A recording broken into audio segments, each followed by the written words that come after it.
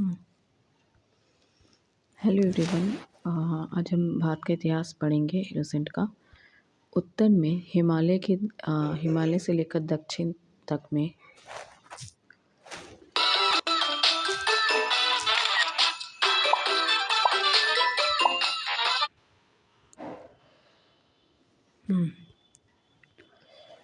उत्तर में हिमालय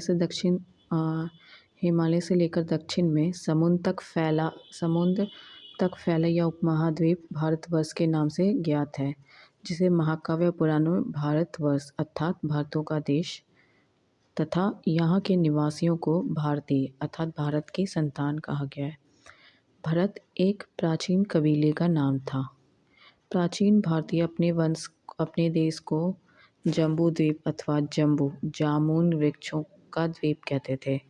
प्राचीन ईरानी इसे सिंधु नदी के नाम से जोड़ते थे, जिसे वे सिंधु न कहकर हिंदू कहते थे। यही नाम फिर पूरे पश्चिम में फैल गया। पूरे देश को इसी एक नाम से जाना जाने लगा।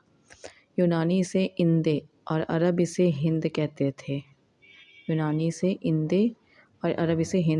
थे। मध्यकाल में इस देश को हिंदुस्तान कहा जाने लगा। यह शब्द भी फारसी शब्द हिंदू से बना है। यूनानी भाषा के इंदे के आधार पर अंग्रेज इसे इंडिया कहते थे। पारा बदले विंध्य की पर्वत श्रृंखला देश को उत्तर और दक्षिण दो भागों में बांटती है। उत्तर में इंडो यूरोपीय परिवार की भाषाएं बोलने वाले की और दक्षिण में द्रविड़ भाषा बोलने वालों का बहुमत है। भारत की जनसंख्या का निर्माण जिस प्रमुख नस्लों के लोगों के मिश्रण से हुआ वे हैं proto Australoid, Mediterranean, Caucasoid, Negritoid, Mongoloid. फिर है भारतीय इतिहास को अध्ययन करने के लिए फिर से इसको पढ़ लेते हैं। भारत की जनसंख्या का निर्माण जिन प्रमुख नस्लों के लोगों के मिश्रण से हुआ है proto Australoid, paleo Mediterranean, Caucasoid, Negroid और मंगोलाइड। भारतीय इतिहास को अध्ययन की सुविधा के लिए 3 भागों में बांटा गया है। इसे प्राचीन भारत, मध्य भारत और आधुनिक भारत। सबसे पहले इतिहास को 3 भागों में बांटने का श्रेय जर्मन इतिहासकार क्रिस्टोफस सेलेरियस को है। अब प्राचीन भारत इतिहास के स्रोत। प्राचीन भारतीय इतिहास के विषय में जानकारी मुख्यतः 4 स्रोतों से प्राप्त होती है: धर्म ग्रंथ, ऐतिहासिक ग्रंथ, विदेशिया का विवरण, पुरातत्व संबंधित साक्ष्य। धर्म ग्रंथ, ऐतिहासिक ग्रंथ, विदेशिया का संबंध, पुरातत्व संबंधित साक्ष्य। धर्म ग्रंथ, ऐतिहासिक ग्रंथ से मिलने वाली महत्वपूर्ण जानकारी। भारत का स्वप्राचीन धर्म ग्रंथ है वेद है, जिससे संकलनकर्ता महर्षि कृष्ण देवयापन वेद व्यास को माना है। वेद है तो इसके कौन है? संकलनकर्ता महर्षि कृष्ण देवयापन वेद व्यास को माना गया है। वेद वासुदेव कुटुंबम का उपदेश देता है। भारतीय परंपरा वेदों को नित्य और अपौरुषीय मानते। वेद 4 ऋग्वेद, यजुर्वेद, सामवेद और अथर्ववेद। इन 4 वेदों को संहिता कहा गया। इन 4 वेदों को संहिता है। ऋग्वेद ऋचाओं के क्रमबद्ध ज्ञान के संग्रह को ऋग्वेद कहा जाता है। इसमें 10 मंडल है, 1028 सूक्त है। इसमें 10 मंडल 1028 सूक्त हैं। वाल्मीकि पाठ के 11 सूक्त सहित हैं और 10,462 ऋचाएँ हैं। इस वेद के ऋचाओं को पढ़ने वाले ऋषि को होतृ कहते हैं। इस वेद से आर्य की राजनीतिक प्रणाली, इतिहास एवं ईश्वर की महिमा के बारे में जानकारी मिलती है। विश्वामित्र द्वारा रचित ऋग्वेद के 3रे मंडल में सूर्य देवता सावित्री को समर्पित प्रसिद्ध गायत्री मंत्र है। 3रे मंडल में प्रसिद्ध गायत्री मंत्र है। इसके 9वें मंडल में देवता सोम का उल्लेख है। इसके 8वें मंडल की हस्तलिखित ऋचाएँ को खिल कहा जाता है। 8वें मंडल की हस्तलिखित ऋचाओं को खिल कहा जाता है। चतुष्वर्ण साम्राज्य की संकल्पना आदि का स्रोत ऋग्वेद के 10वें मंडल में वर्णित पुरुष सूक्त है। चतुस्वर्ण समाज की कल्पना का आदि स्रोत ऋग्वेद की 10वें मंडल में वर्णित पुरुष सूक्त है, जिसके अनुसार चार वर्ण है। ब्राह्मण, क्षत्रिय, वैश्य, शूद्र आदि पुरुष ब्रह्मा के क्रमशः मुख, भुजाओं, जंघाओं और चरणों से उत्पन्न हुए हैं। मुख, भुजाओं, जंघाओं और चरणों से उत्पन्न हुए हैं। ऋग्वेद के कई परिच्छेदों में प्रयुक्त अघन्य शब्द का संबंध गाय से है। ऋग्वेद के कई परिच्छेदों में प्रयुक्त अघन्य शब्द का संबंध गाय से है। धर्मसूक्त चार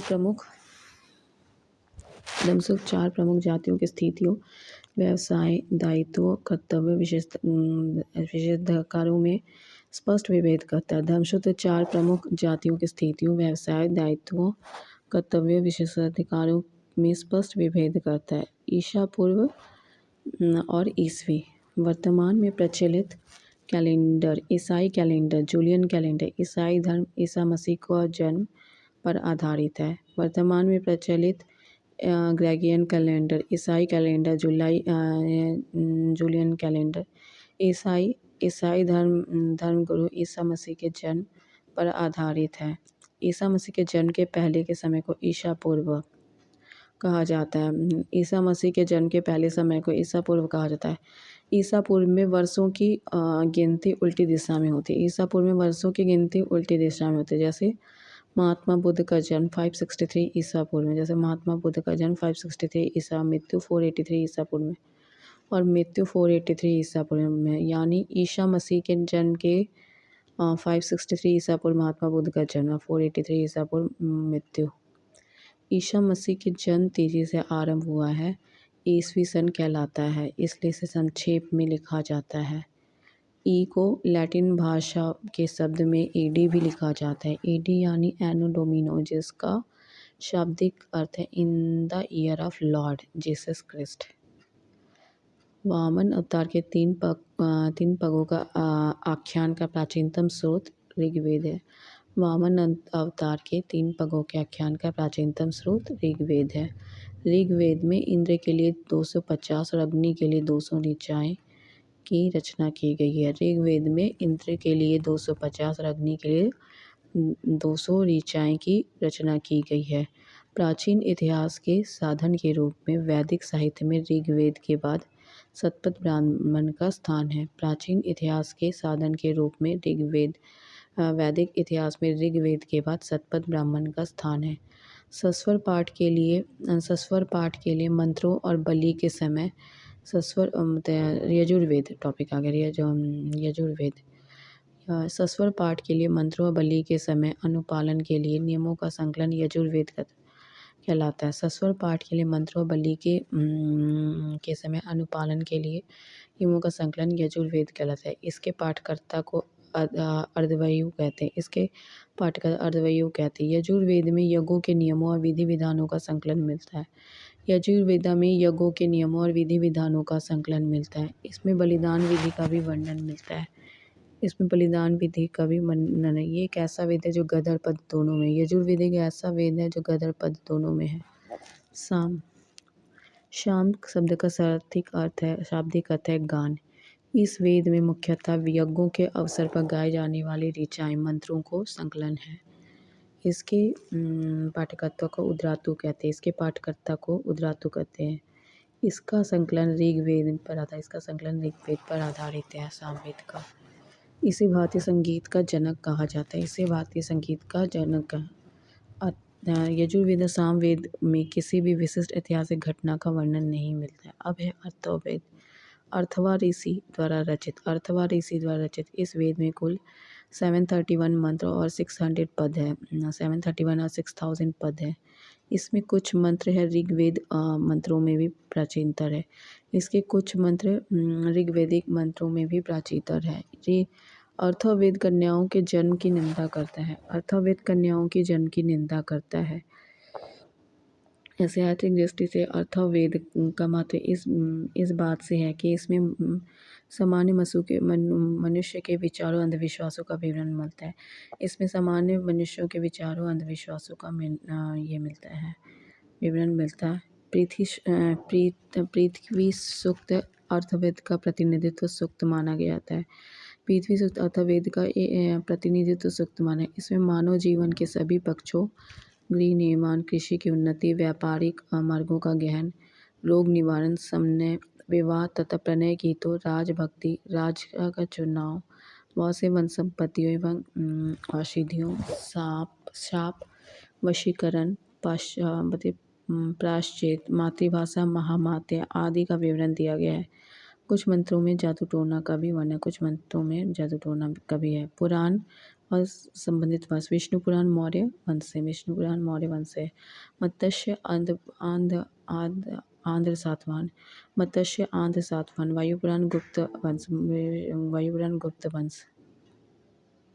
अथर्ववेद में परीक्षित को कुरुओं का राजा कहा गया। अथर्ववेद में परीक्षित को कुरुओं का राजा कहा गया और कुरु देश की समृद्धि का अच्छा चित्रण मिलता है। कुरु देश की समृद्धि का अच्छा विवरण मिलता है। इसमें सभा समिति को प्रजापति की 2 पुत्रियां कहा गया है। इसमें सभा समिति को प्रजापति के 2 पुत्रियां कहा गया है। सबसे प्राचीन वेद ऋग्वेद है, सबसे बाद का वेद, सबसे प्राचीन है ऋग्वेद, सबसे बाद का अथर्ववेद है। वेदों को भली भांति समझने के लिए 6 वेदांगों की रचना की है। वेदों को भली भांति समझने 6 वेदांगों की रचना। इसमें क्या है? शिक्षा, ज्योतिष, कल्प, व्याकरण, निरुक्त, छंद। शिक्षा, ज्योतिष, कल्प, व्याकरण, निरुक्त, छंद। भारतीय ऐतिहासिक कथाओं का सबसे अच्छा क्रमबद्ध विवरण पुराणों में मिलता है। भारतीय ऐतिहासिक कथाओं का सबसे अच्छा क्रमबद्ध विवरण पुराणों में मिलता है। इसके रचयिता लोमहर्ष अथवा इसके पुत्र उग्रश्रावा माने गए। इसके रचयिता लोमहर्ष अथवा इसके पुत्र उग्रश्रावा माने गए। इनकी संख्या 18 है। इनकी संख्या 18 है, जिनमें से केवल 5 मत्स्य, वायु, विष्णु, ब्राह्मण और भगवत में ही राजाओं की वंशावली पाई जाई है। जिसमें केवल मत्स्य, वायु, विष्णु, ब्राह्मण, भागवत में ही राजाओं की वंशावली पाई गई है। पुराणों में मत्स्य पुराण सबसे प्राचीन और प्रामाणिक है। पुराणों में मत्स्य पुराण सबसे प्राचीन और प्रामाणिक है। अधिकतर पुराण सरल संस्कृत श्लोक में लिखे गए। अधिकतर पुराण सरल संस्कृत श्लोक में लिखे गए हैं। स्त्रियां तथा शूद्र ने वेद पढ़ने की अनुमति नहीं थी, वे भी पुराण सुन सकते थे। स्त्रियां और शूद्र जिन्हें वेद पढ़ने की अनुमति, वे भी पुराण सुन सकते थे। पुराणों का पाठ पुजारी मंदिरों में किया करते थे।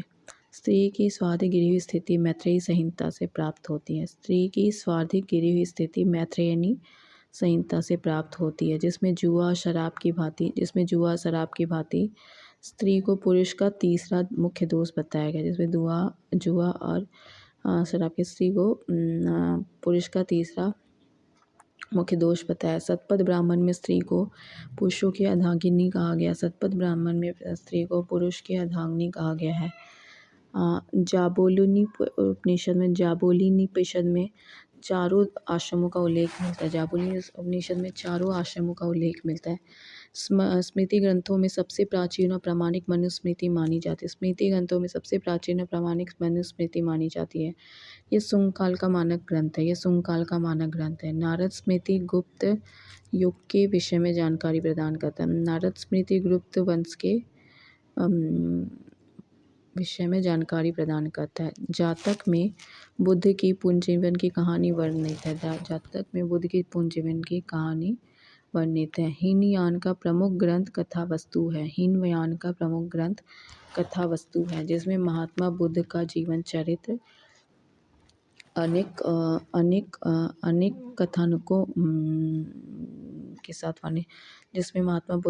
चरित्र अनेक कथानकों के साथ वर्णित है। जैन साहित्य को आगम कहा जाता है।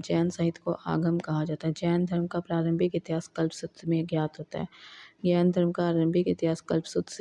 जैन ग्रंथ भगवती सूत्र में महावीर के जीवन कृत्य और अन्य समकालिकों के साथ उनके संबंधों का विवरण मिलता है। जैन ग्रंथ भगवती सूत्र में महावीर के जीवन कृत्य और अन्य समकालिकों के साथ उनके संबंधों का विवरण मिलता है। अर्थशास्त्र का लेखक चाणक्य कौटिल्य या विष्णुगुप्त है। अर्थशास्त्र का लेखक चाणक्य कौटिल्य या विष्णुगुप्त है।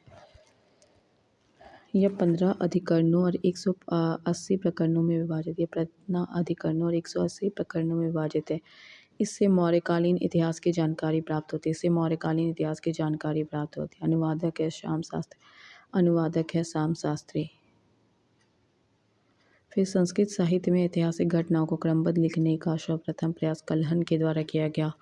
संस्कृत साहित्य में ऐतिहासिक घटनाओं को क्रमबद्ध लिखने का सर्वप्रथम प्रयास कल्हण के द्वारा किया गया। कल्हण द्वारा रचित पुस्तक राजतरंगिणी है। कल्हण द्वारा रचित पुस्तक राजतरंगिणी है, जिसका संबंध कश्मीर के इतिहास से है। जिसका संबंध कश्मीर के इतिहास से है। अरबों की सिंध विजय का वृत्तांत चचनामा है। अरबों की सिंध विजय का वृत्तांत चचनामा लेखक अली अहमद है। लेखक अली अहमद है। अष्टाध्यायी संस्कृत भाषा व्याकरण की प्रथम पुस्तक के लेखक पाणिनि है। अष्टाध्यायी संस्कृत भाषा व्याकरण की प्रथम पुस्तक के लेखक पाणिनि है। इससे मौर्य के पहले का इतिहास और मौर्योगीन राजनीतिक अवस्था की जानकारी मिलती है। इसमें मौर्य के पहले का इतिहास मौर्योगीन राजनीतिक अवस्था की जानकारी मिलती है। कात्यायन की गार्गी संहिता एक ज्योतिष ग्रंथ है।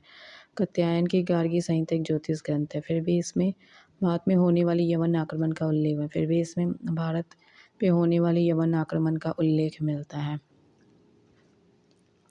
पतंजलि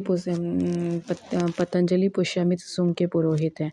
पतंजलि पुष्यमित्र शुंग के पुरोहित हैं और इनके महाभाष्य से शुंगों के इतिहास का पता चलता है। इनके महाभाष्य से शुंगों के इतिहास का पता चलता है।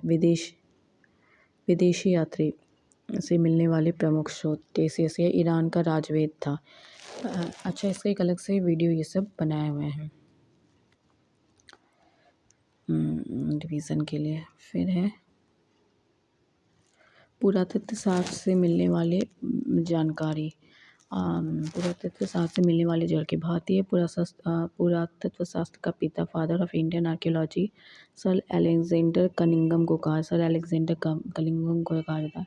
1400 ईस्वी के अभिलेख में पूर्वज कोई एशिया माइनर से वैदिक देवता मित्र, वरुण, इंद्र, नाशत्य, अश्विनी कुमार के नाम मिलते हैं। पूर्वज कोई एशिया माइनर से वैदिक देवता मित्र, वरुण, इंद्र, नाशत्य, अश्विनी कुमार के नाम उल्लेख है। मध्य भारत में भागवत धर्म विकसित होने का प्रमाण। मध्य भारत में भागवत धर्म विकसित होने का प्रमाण यवन राजदूत हेलिडोरस के बेसनगर गरुड़ स्तंभ लेख से प्राप्त होता है। मध्य भारत में भागवत धर्म से विकसित होने का प्रमाण यवन राजदूत हेलिडोरस के बेसनगर गरुड़ स्तंभ से प्राप्त होता है। सर्वप्रथम भारतवर्ष का जिक्र हाथी गुम्फा अभिलेख से। सर्वप्रथम भारतवर्ष का जिक्र हाथी गुम्फा अभिलेख से में है। सर्वप्रथम दुर्भिक्ष की जानकारी देने वाला अभिलेख सोहरागोरा अभिलेख है। सर्वप्रथम दुर्भिक्ष की जानकारी देने वाला अभिलेख सोहगोरा अभिलेख है। इस अभिलेख में संकट काल में उपयोग हेतु खद्दान सुरक्षित रखने का भी उल्लेख है। इस अभिलेख में संकट काल में उपयोग हेतु खद्दान सुरक्षित रखने का भी उल्लेख है। सर्वप्रथम भारत पे होने वाला हून आक्रमण की जानकारी भीतरी स्तंभ लेख से होता है। सर्वप्रथम भारत पे होने वाले हून आक्रमण की जानकारी भीतरी स्तंभ लेख से होता है। सती प्रथा का पहला लिखित साक्ष्य ईरान अभिलेख शासक भानुगुप्त से प्राप्त होती है। सातवाहन राज्यों का पूरा इतिहास उनके अभिलेखों के आधार पर लिखा गया है। सातवाहन राजाओं का पूरा इतिहास उनके अभिलेखों के आधार पर लिखा गया है। रेशम बुनकरों की श्रेणियों की जानकारी मंदसौर अभिलेख से प्राप्त होता है। रेशम बुनकरों की श्रेणियों की जानकारी मंदसौर अभिलेख से प्राप्त होता है। कश्मीरी नौपाषाणिक पुरास्थल भुजहोम से गुप्तावश कश्मीरी नौपाषाणिक पुरास्थल से भुजहोम से गुप्तावश गड्ढाघर का साक्ष्य मिला है। इसमें उतरने के लिए सीढ़ियाँ होती है। प्राचीन इतिहास के आहत सिक्के कहा प्राचीनतम सिक्कों को आहत सिक्के कहा जाता है। इसी को साहित्य में कशापन कहा गया। इसी को साहित्य में कशापन कहा गया। सर्वप्रथम सिक्के का लेख लिखने का कार्य यवन से शासकों ने किया। सर्वप्रथम सिक्कों पर लेख लिखने का कार्य यवन शासकों ने किया। समुद्रगुप्त की वीणा बजाती हुई मुद्रा वाले सिक्के से उसके संगीत प्रेमी होने का प्रमाण मिलता है। समुद्रगुप्त की वीणा बजाती हुई मुद्रा अभिलेख से उसके संगीत प्रेमी होने का प्रमाण मिलता है। अरिकामेडु पुडुचेरी के निकट से रोमन सिक्के प्राप्त हुए हैं। अरिकामेडु पुडुचेरी से रोमन सिक्के प्राप्त हुए। सबसे पहले भारत के संबंध बर्मा स्वर्ण भूमि वर्तमान में म्यांमार है। सबसे पहले भारत के बर्मा स्वर्ण भूमि वर्तमान में म्यांमार है। मलाया स्वर्ण द्वीप कंबोजिया जावा यवद्वीप से प्राप्त हुए हैं। अच्छा, ये टेबल पढ़ ही लेते हैं, एक छोड़े हम तो वो पढ़ लेते हैं। ठीक है, वो उसको छोड़ दिए, लेकिन वो मतलब एक अलग से वीडियो भी है, लेकिन अब पढ़ लेंगे। हाथीगुम्फा अभिलेख तिथि रहित अभिलेख है कलिंग नरेश। हाथीगुम्फा अभिलेख तिथि रहित अभिलेख कलिंग नरेश। जूनागढ़ गिरनार अभिलेख रुद्रदमन। जूनागढ़ गिरनार रुद्रदमन। नासिक अभिलेख गौतमी वालश्री। नासिक अभिलेख गौतमी वालश्री। प्रयाग स्तंभलेख समुद्रगुप्त। प्रयाग स्तंभलेख समुद्रगुप्त। ऐहोल अभिलेख पुलकेशिन। ऐहोल अभिलेख पुलकेशिन। मंदसौर अभिलेख मालवा नरेश। मंदसौर अभिलेख मालवा नरेश यशोवर्मन। मंदसौर अभिलेख मालवा नरेश यशोवर्मन। ग्वालियर अभिलेख प्रतिहार नरेश भोज। ग्वालियर अभिलेख प्रतिहार नरेश भोज। भीतरी जूनागढ़ अभिलेख स्कंदगुप्त। भीतरी जूनागढ़ अभिलेख स्कंदगुप्त। देवपाड़ा अभिलेख बंगाल शासक विजयसेन। देवपाड़ा अभिलेख बंगाल शासक विजयसेन। फिर है अभिलेखों का अध्ययन एपिग्राफी कहलाता है। अभिलेखों का अध्ययन एपिग्राफी कहलाता है। उत्तर भारत के मंदिरों की कला शैली नागर शैली और दक्षिण भारत के मंदिरों की कला शैली द्रविड़ शैली। दक्षिणापथ के मंदिरों के निर्माण में नागर द्रविड़ों दोनों शैलियों का प्रभाव कहता है। इसे बेसर शैली दोनों का जो प्रभाव होता है इसे बेसर शैली। पंचायतन शब्द मंदिर रचना शैली से संबंधित है। पंचायतन मंदिर रचना संबंधित। एक हिंदू मंदिर तब पंचायतन शैली कहलाता है जब मुख्य मंदिर चार सहायक मंदिरों से घिरा होता है। पंचायतन मंदिर के उदाहरण कंदरिया महादेव खजुराहो ब्रह्मेश्वर मंदिर भुवनेश्वर ब्रह्मेश्वर मंदिर भुवनेश्वर। लक्ष्मण मंदिर खजुराहो लिंगराज मंदिर भुवनेश्वर। दशावतार मंदिर देवगढ़ उत्तर प्रदेश। देवगढ़ उत्तर प्रदेश। गुंडेश्वर मंदिर महाराष्ट्र। गुंडेश्वर मंदिर। Thanks for watching.